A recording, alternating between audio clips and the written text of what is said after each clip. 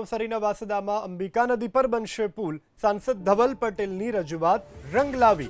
વાટી અને કાળા આંબા ગામને જોડતા પુલ માટે 16 કરોડની ફાળવણી. વાટી ગામ પાસે અંબિકા નદી પર બનશે પુલ.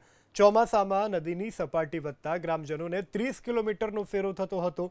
વર્ષો જૂની માગણી સંતોષાતા ગ્રામજનોને ચોમાસામાં થશે હવે રાહત. સાંસદ ધવલ પટેલના હસ્તે પુલનું કરવામાં આવ્યું ખાતમુહૂર્ત. આપણા વલસાડ, તાપી અને નવસારી જિલ્લા માટે ઐતિહાસિક દિવસ છે અને સાચે જ ઐતિહાસિક દિવસ છે, કારણ કે 78 વર્ષની પ્રતીક્ષાનો આજે અંત આવ્યો છે. 78 વર્ષ પછી આ કાળા આંબા અને વાટી બ્રિજ જે જોડે છે બે ગામને, અને ફક્ત બે ગામને જ નહીં પણ 3 જિલ્લાને જોડતો પુલ છે.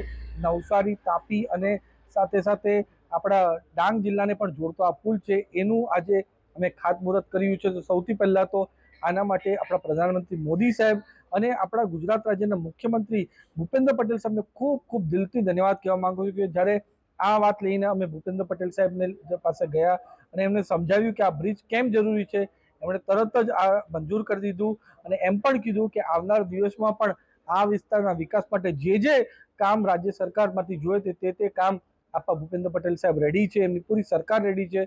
તો એના માટે અમારા નરેન્દ્ર મોદી સાહેબ, ભૂપેન્દ્રભાઈ અને સાથે સાથે હર્ષભાઈ સંઘવીનો પણ ખૂબ ખૂબ ધન્યવાદ આપવા માંગુ છું અને સાથે અમારા કેબિનેટ મંત્રી એવા નરેશભાઈ પટેલને પણ ખૂબ ખૂબ ધન્યવાદ કહેવા માંગુ છું. સાથે અમારા ડાંગના ધારાસભ્ય વિજયભાઈ અને અમારા ધરમપુરના લોકલાડીના ધારાસભ્ય અરવિંદભાઈને પણ ખૂબ ખૂબ દિલથી ધન્યવાદ કહેવા માંગુ છું કે બધાનો સહિયારો પ્રયાસ હતો ત્યારે આ બ્રિજ મંજૂર થયો છે. આવનારા 12 થી 13 મહિનામાં આ બ્રિજ રેડી થઈ જશે. આવનાર દિવસમાં લોકોને કઈ રીતના સારું જીવન બની શકે એના માટે પૂરો પ્રયત્ન અમારી રાજ્ય સરકાર અને કેન્દ્ર સરકાર મળીને કરશે.